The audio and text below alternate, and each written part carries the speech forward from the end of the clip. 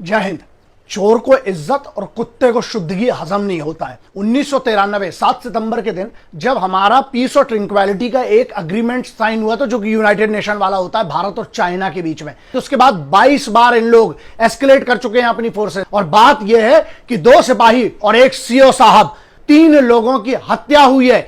ये कोई भी किसी भी प्रकार की कहीं पर भी पीस और ट्रिंक्वालिटी में तो आता नहीं है। पहली बात तो शुरू कहां से हो और इसका सॉल्यूशन क्या है वो समझना पड़ेगा सबको। 6 मई 2020 को इंडिया और चाइना के टॉप कमांडर लेवल की टॉक्स हुई। उसके बाद मिनिस्ट्री ऑफ एक्सटर्नल अफेयर्स ने अनाउंस किया कि हम लोग डिप्लोमेटिक लेवल से और आर्मी के लेवल से ये कोशिश करेंगे कि इसको सॉल्व कैसे किया जाए। उसके लिए हमारी टॉक्स जारी रहेंगी, आगे चलती रहेंगी। सबके नोटिस में आया था ये 10 मई को, लेकिन उसके पहले 5 और 6 मई को जो पेंगोंग त्सो लेक है उस पर इशू हुआ था। उसके पहले नाकुला करके सिक्किम की जो जगह है वो 9 तारीख को, उसके बाद 10 तारीख को इसको पहली बार छापा गया था। 14 मई 2020 के दिन जनरल MM नरवाने साहब ने यह बात कही। दोनों जो इंसिडेंट है वो दोनों अलग अलग है। उसके बाद जो मिनिस्ट्री ऑफ एक्सटर्नल अफेयर्स है उसके जो स्पोक्स पर्सन उन्होंने इंडिया में यही कहा, और यही बात जो है वो चाइना में रिपीट करी गई थी। फिर 29 मई को अमेरिका के राष्ट्रपति डोनाल्ड ट्रंप ने यह कहा कि हमारी बात हुई है मोदी से और वो बहुत अच्छे मूड में नहीं थे। तो हमारे इधर की सोर्सेस थी, उन्होंने ये नकार दिया कि उनकी 4 अप्रैल के बाद कोई बात नहीं हुई है। फिर उसके बाद 2 जून को प्रधानमंत्री है वो और अमेरिका के राष्ट्रपति की बात हुई फोन पर। जून 2 को नेटवर्क 18 के एक इंटरव्यू में भारत के रक्षा मंत्री राजनाथ सिंह जी ने यह बात कही कि बहुत सारी बड़ी संख्या में चाइनीज यहां पर इकट्ठे हो रहे हैं। लेकिन एक बहुत बड़ा पॉइंट था, उन्होंने यह मेंशन नहीं किया कि वो इंडिया की साइड है कि चाइना की तरफ है। तो यह कंफ्यूजन वहां पर था। पेंगोंग त्सो लेक है जो, वहां पेंगोंग त्सो लेक के जो नदन साइड है वहां पर इन लोगों ने कंस्ट्रक्शन शुरू कर दिया। इनके ट्रूप्स अंदर आ गए। जो हमारी जगह है उस पे इन लोग हैवी इक्विपमेंट्स लेके वहां से आ गए। इसके बाद इन्होंने कंस्ट्रक्शन शुरू कर दिया। वो वाली बात है जो सैटेलाइट की बाद में इमेजेस वायरल हुई होंगी, आप लोगों को अगर याद होगा, बिगिनिंग में इस महीने के जून के महीने में जो एरियाज हैं वो है PP14, PP15 और गोगरा, जो मेन एरिया जहां पर एक बहुत बड़ा मैटर ऑफ कंसर्न आ गया, क्योंकि इनकी बैकिंग कहां से, बहुत बड़े बड़े इक्विपमेंट्स और ट्रूप्स के साथ इनकी बैकिंग मिलने लगी। जनरली अगर आप समझते हो तो 23 ऐसे एरिया है कि जहां पर डिस्प्यूट चलता रहता था, ठीक है। लेकिन पहली बार ये हुआ है कि पेंगोंग त्सो लेक एरिया पर इन लोगों को इतना डिस्प्यूट बना दिया। बात यह है कि यहां पर सिर्फ ये वीडियो कर रहे हैं कि आपको ये बात समझ में आए कि एक्चुअल मैटर क्या है। अब बात आती है गलवान और हॉट स्प्रिंग की, जिसपे कभी पहले इन लोगों को कोई इशू नहीं हो। LAC जो है ना, लाइन ऑफ एक्चुअल कंट्रोल के, दोनों की परसेप्शन अलग है। लेकिन मान के चलो 23 में से 20-21 जगह पर तो बिल्कुल अग्री करते थे, कोई इशू नहीं हुआ। ये पिछले 3 महीने में, स्पेशली जब से कोरोना बढ़ा था उसके बाद से, इन लोगों के लिए ये पूरा का पूरा टेंशन अभी जो है कोरोना से हटके इस पे ले आया गया है। एक रीजन इसके पीछे ये भी हो सकता है कि जो एनुअल ट्रेनिंग वाला एक जो शेड्यूल होता था, लेकिन पेंडेमिक के कारण जो है वो जो लद्दाख वाले एरिया में हो सकता है अपनी तरफ से कैंसिल हुआ हो, या फिर उसी का उन्होंने फायदा उठाया हो, क्योंकि उन लोगों का जो ट्रूप वो भी उस एरिया के ऊपर की तरफ जो ट्रेनिंग करता था, लेकिन उन्होंने ट्रेनिंग नहीं की, उसने उसी ट्रूप्स को यहां पर डिप्लॉय कर दिया। ये एक बहुत बड़ा इशू है। लेकिन अभी की बात यह है कि इंडिया ने जितने की जरूरत है उससे बहुत ज्यादा ट्रूप्स पहुंच गए हैं, उसमें कोई इशू नहीं है। बहुत सारी टॉक्स जो है वो लोकल मिलिट्री कमांडर्स लेवल पे हुई, जो कि मतलब कर्नल और ब्रिगेडियर। उसके बाद डिविजनल कमांडर्स लेवल जो होता है, मेजर जनरल लेवल का होता है, उस लेवल पे 3 बड़ी टॉक्स हुई हैं। जो पीस एंड ट्रिंक्वालिटी हमारी तरफ से तो बिल्कुल उसको फॉलो करा जा रहा है, लेकिन इनको कौन समझाएगा। जब यह देखा गया तो मेजर जनरल लेवल के जो हमारे अधिकारियों की जो दोनों तरफ से टॉक्स हुई, जब उसका कोई कंक्लूजन नहीं हुआ, उसके बाद कोर्प्स कमांडर लेवल पे यह बात करी गई है, पिछले शनिवार को हुई थी। उसके बाद यह हुआ है कि दिल्ली और बीजिंग दोनों तरफ से उस लेवल पे भी बात करी गई। 1967 के बाद एक भी मतलब गोली नहीं चली थी। चाइना ने इतना बड़ा प्रोपेगेंडा, बिकॉज वो जाने जाते हैं साइबर प्रोपेगेंडा के लिए, उन लोगों ने वो वीडियो क्लिप्स बना के कि इंडिया हमारी तरफ से, मतलब उनके हिसाब से इंडिया उन पे चढ़ रहा है। बहुत सारे वायलेशन जो है, जो SOPs के वायलेशन इनने किए, लेकिन उस पर कोई बात ही नहीं करता है। देप्सांग 2013, चुमार 2014, डोकलाम 2017, ये इनने उस समय भी सर्कस हुआ था। इन लोगों का ये चीनियों का ही नौटंकी रहा है। मिलिट्री लेवल पर, डिप्लोमेटिक लेवल पे बातें हुई और वो नॉर्मल हो जाता था।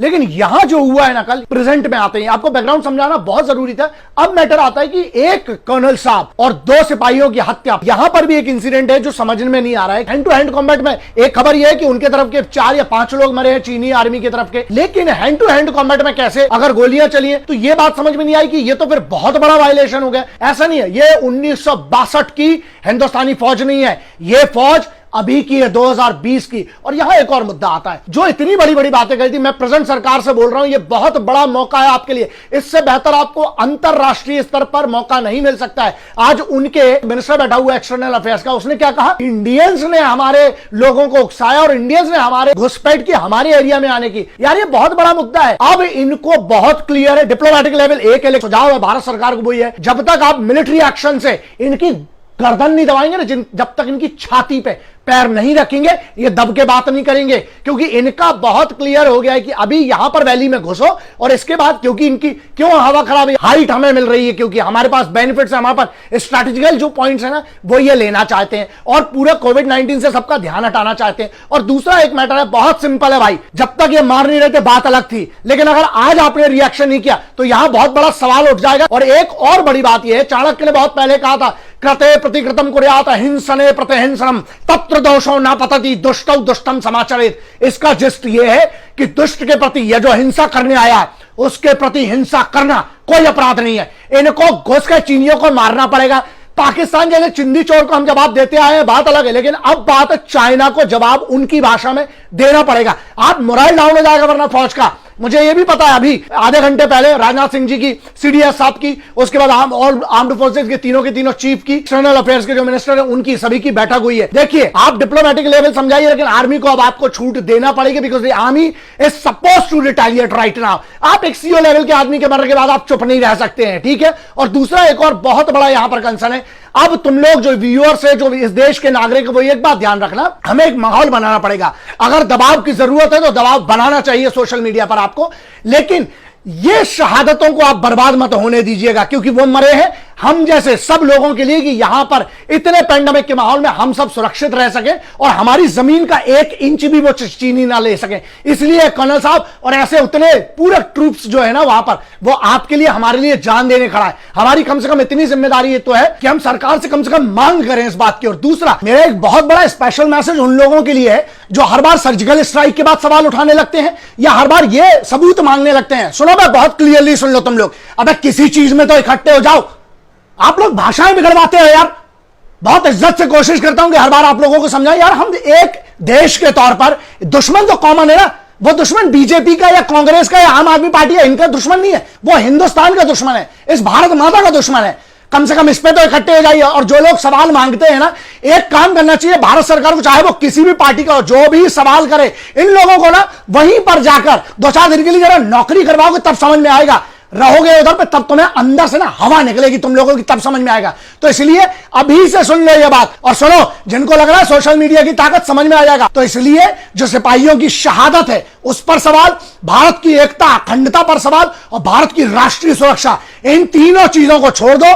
और जो सबूत मांगते हैं यार, तुम लोग को शर्म आना चाहिए। अभी इकट्ठे हो जाओ। वतन जिस हालात में है, अभी सबको मिलकर लड़ना पड़ेगा, वरना कल जब ये घुस के मारेंगे ना, तब ये नहीं पूछेंगे कि तुम किस पार्टी से हो। फिर जब गोली ठोकेगी तब तुम अपना पार्टी का झंडा और डंडा दिखाते रहना फिर।